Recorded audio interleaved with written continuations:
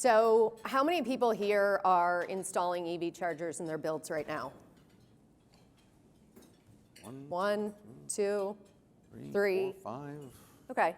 So Not as many as I expected. right. So from the meetings this week, it seems like it's probably 10% or less of you are installing the EV chargers right now.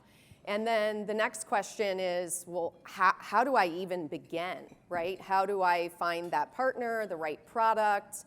You know, I'm the builder, I have this electrical sub, what do they need to be doing? So I think it's really important to talk about the basic EV charging options, and that is both on the electrical side as well as the hardware that would be installed after. So there's two basic EV chargers in this basic space. You have your base level charger, the hardware, that has a static input and a static output. Well, what does that mean? That means whatever you're going to set it to in that panel, that breaker set, that's your static input. The static output is then what it will put out to charge the car. So that's your most basic level charger. Then when you look at the upgraded basic, that's the varied energy capacity. So that's a charger that is going to have settings that's going to allow you to select that input and that output. And so that is what I would say a more preferable charger, because it's going to work better in your new build. It's going to work better on what that capacity is for your breaker sets. And you're going to make sure that you can likely get the highest input and the highest output for your consumer, which is the consumer journey, happiness, and the highest charging that they can get. So how do you get, this hardware in there? I would recommend you're going to want a 70 to 80 breaker set, amp breaker set, and you're going to need that 240 either hardwire or plug dropped in. That's basic. That's without even getting any hardware. Your consumer can decide afterward. The best version, and the way that you all could sell it, is finding that partner so that you know what that hardware is and that it's going to work. It's tried and true, and that consumer, after you leave the build, isn't going to call you up and say they have problems with something they bought on Amazon that isn't going to work with how you guys put the install in place. So that's really the base. Find that breaker set, 70, 80 amp, and drop in that 240 hardwire or plugged if you prefer not to hardwire. And then your consumer is going to get 50 amp of output, which is the highest you can get on a residential level 2 charger. Then there's the advanced EV charging options. So this is going to go into a lot of what my colleagues are going to talk about here, which is the partnerships. Partnerships are very important because it's that full energy solution.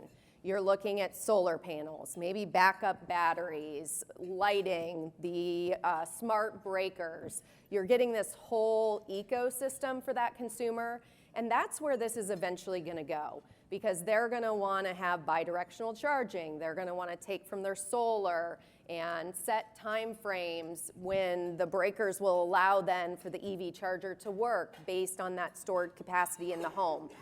There's a lot of companies out there that are doing this. There's a lot of them that participate here in the Tech Home Builder Show, and that's that whole advanced system, which there's a lot of different hardware providers who play in that space, and then folks you can work with on the software side to integrate that. And I'll leave the rest of that to them. Last but not least, where is that flying, the future ready?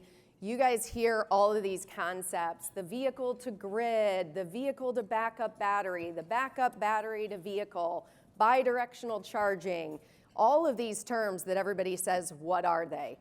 Utilities actually coming in and controlling your EV charger the same way they do your thermostat. That is actually happening with consumers right now, where they're going through their utilities and they're allowing the utilities to control that EV charger during brownouts, blackouts, power issues. Direct solar charging, that is coming. The EV actually being charged directly from the solar without even the charger. Charging pads that go underneath the car, that it's wireless charging. But to get to all of these things with the future ready, the vehicle manufacturers have to allow for it. So I can't sit up here and tell you that we could provide hardware to do all these things until the OEMs, the vehicle manufacturers, allow from that with their vehicles.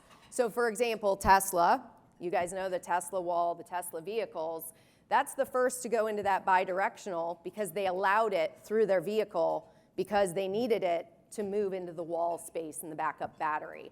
There's not a lot of vehicles that are allowing for this technology for the manufacturers to jump on board with yet. So that's really kind of an overview of the basic, the advanced, future ready.